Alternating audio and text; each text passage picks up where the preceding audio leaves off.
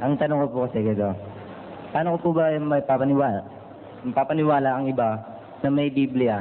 Di ho ba dumato sa maraming proseso? Na may Biblia? Kasi meron... Hindi mo na kailangan paniwalain may Biblia. Pakita mo lang, Biblia, Di ho kasi, kinakatira kasi nila, gawa raw ng tao. Oo, gawa ng tao. Huwag ka rin maniniwala dyan sa upuan mo. Gawa ng tao yan, huwag ka uupo riyan. Ibalibag mo na yung mic mo, gawa ng tao yan, ba't mo ginagamit? Di ba? Madali naman sagutin yun Ba't gawa raw ng tao? Ba't kagawa lang ng tao yung naniniwala ka? Bakit? Yung bang kinakain mo, yung dinadamit mo, yung mampinggan na kinakainan mo, sino gumawa?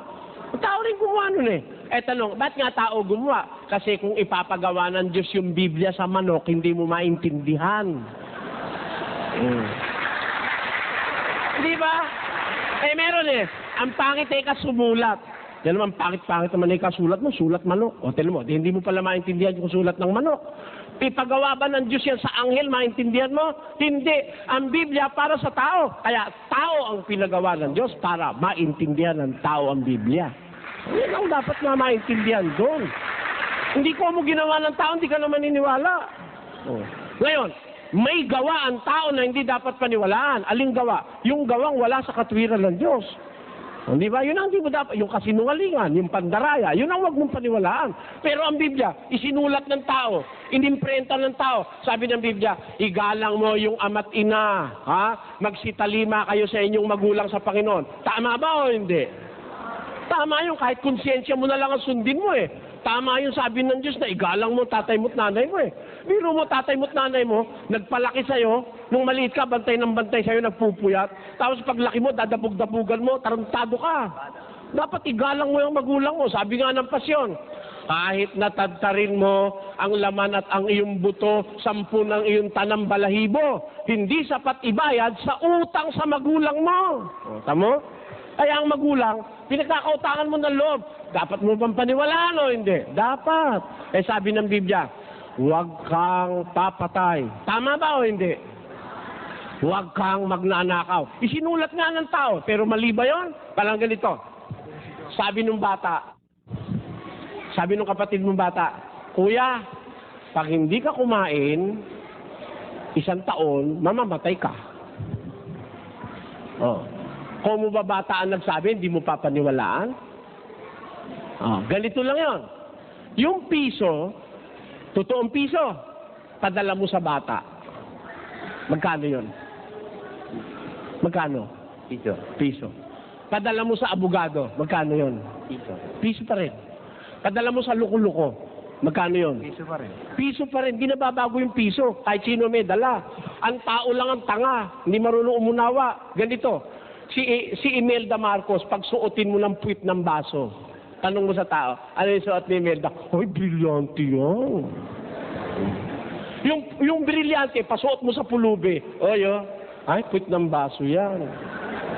Kasi tanga ka Hinahatulan mo yung estado ng tao. Huwag kang maghumatol sa estado ng tao. Kahit bata ang nagsasalita, pag totoo sinasabi, paniwalaan mo. Di ba? Kahit bata. Ang totoo, sa husgado, mas pinaniniwalaan pa ang bata kaysa sa matanda. Di ba? Pag ang bata nagtestimony sa husgado, mas naniniwala ang hukom Bakit? Kasi most probably, ang bata nagsasabi ng totoo. Yun ang logic doon. Ano ibig sabihin? Hindi ko mo tao, hindi mo na paniniwalaan. Lalo na kung ang sinasabi ng tao ay galing sa Diyos, taga-sulat lang naman siya, ang Diyos naman na nagdidikta, ba't di ka maniniwala? Di ba? Yung sinasabi mo, harap mo sa akin, paniniwalain natin. Meron kasi akong nakausap sa PGH nung araw, isang doktor. Hindi raw siya naniniwala sa Biblia. Para ako na-intriga, Dok, alin ka ako sa Biblia, hindi niyo pinaniniwalaan? Basta ikaw ang Biblia, hindi ako naniniwala dyan. Gawa ng tao yan. Ganun ba? Dok, pwede ba babasahin ko lang sandali ang Biblia? Sabihin niyo sa akin kung naniniwala kayo kung hindi. Sabi ko, binasa ko, huwag kang sisiping sa babae sa panahon ng kanyang karumihan, sa kanyang karumalan. Dito, Dok, sabi ng Diyos, hindi raw maganda yung babae, sisipingan mo pag may regla. Yan, naniniwala ako dyan. Talagang tama yan. Hindi niya pwedeng hindi paniwalaan, doktor siya. Pag hindi, sasampalin ko siya. O, di ba? Isasampal ko sa kanya yung katwirang nasa Biblia. Di naniniwala siya ron. Dok, ito pa, babasa pa ako isa rito. Sabi ng Diyos, pag ikaw ay nakahawak ng bangkay ng isang hayop na karumal-dumal o ng isang taong namatay, maliligo ka at maghuhugas ka ng kamay. Tama ba yun, Dok? Hindi siya pwedeng tumutol eh. Kasi siya, buhay pa hinahawakan niya pagkatapos ng isang pasyente, hugas. Pagkatapos na hipuin sa pasyente, hugas. Hindi pa patay yun, buhay pa yun. Hugas na siyang hugas. Sa Biblia, pag patay, hugas ka. Naliligo ka pa. Tama ho ba yun, Dok? Medically and scientifically, tama yun. Yan. Tama yan. Naniniwala ako dyan. Lahat nung may kinalaman sa doktor, pinagbabasa ko. Mamayang konti, nakakaisang oras na kami. Sabi mo, Dok, di ka naniniwala sa Biblia. Alin lang hindi mo pinapaniwalaan sa Biblia? Hindi siya makasagot eh. Natulala siya. Lahat ng basahin ko, naniniwala siya. Pag magkakain ka, maghugas kang kamay. Pag tatay ka, tabunan mo ng lupa. Nasa Biblia eh. Tututulan niya ba yung doktor siya? Sabihin ba niya, hindi, pagkatay mo, iwan mo na lang niya, pabayaan mo kainin ng aso. Ganun ba? Hindi ka doktor niyan. Nakalagay doon, pag tumai ka, tatakpan mo ng lupa. Tama ba yun, Dok? Tama raw. Nung kabasa-basa, bandang huli, alam mo, sabi niya, totoo pala yung Biblia. Kita mo na, di naniwala siya. Kaya lang mo sinasabi, yung iba pangase, yan naman ang Biblia, kulang yan eh. Meron akong nakausap nung araw, pare. Yan naman ang Biblia, kulang yan eh. Padre. Sabi ko, okay. Alin ho ang kulang sa Biblia? Kasi pag sinabi niyong kulang, dapat alam niyo yung buo. Tama po ako o hindi? Halimbawa, tinawag mo yung mga anak, halika kayo lahat, mga anak! Dumating, 8. Ba't kulang? Sabi ng nanay, ba't kulang? Kasi alam niya, siya mga anak niya. Kaya mo muna sabi kulang, alam mo yung buo. Tama o hindi? Sabi ng pare, kulang daw Biblia. Ano kulang, padre? Siyensya, nasa Biblia. Psikolohiya, nasa Biblia. Aritmetika, nasa Biblia. Lahat ng maiisip mo, nasa Biblia. Gusto mo, patunayan ko sa'yo. Mag-isip ka na kahit anong bagay, babasahin ko sa Biblia. Yung hindi mo nga naiisip, pwede ko pa rin basahin sa Biblia.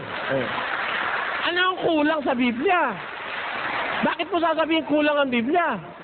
Para mo masabing kulang ang Biblia, alam mo ang buo. Sino naman nakakaalam ng buo kundi ang Diyos? Wala naman iba nakakaalam ng buo kundi ang Diyos eh. Ako man, marami kong hindi alam eh. Di ba? Pero kung lahat lang nung iisipin mo ang itatanong mo sa akin, lahat yon, ginagarantiyahan ko sa iyo, babasahin ko sa Biblia, lahat. Gusto mo, pati ampalaya, babasahin ko sa Biblia. Pati bawang, pati pipino nasa Biblia, sibuyas nasa Biblia, ampalaya nasa Biblia. Ano pa rito ang alam niyong gulay? Yan, nasa Biblia yan. Ito ba? Totoo ba itong bulaklak na to? Kasi nung dito ako pumunta nung puro mga paper roses yun. Yan, nasa Biblia yan. Pati nga bulaklak na artificial, nasa Biblia rin eh. Yung paper roses, nasa Biblia yun. Aeroplano, nasa Biblia. Computer, nasa Biblia. Gusto nyo, lahat nandun yun. Walang kulang yun. Ano pa tatanong mo? Pati nga numismatics, nasa Biblia eh. Pati yung tropology, nasa Biblia yon.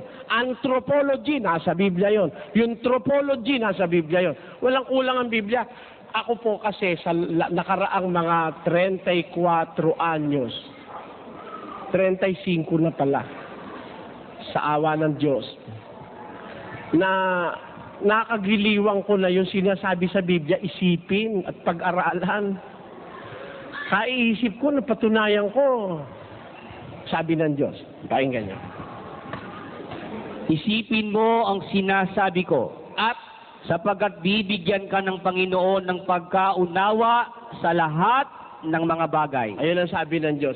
Isipin mo ang sinasabi ko. bibigyan ka ng Diyos ng pagkaunawa sa lahat ng bagay. Kaya pag mag-iisip ka lang, maintindihan mo eh. Mag-isip ka po, pati buhok nasa Biblia. Di ba? Pati kalbo nasa Biblia rin. Si Pogi nasa Biblia yun. Alaan nyo? Ha? Wala kang iisipin wala sa Biblia.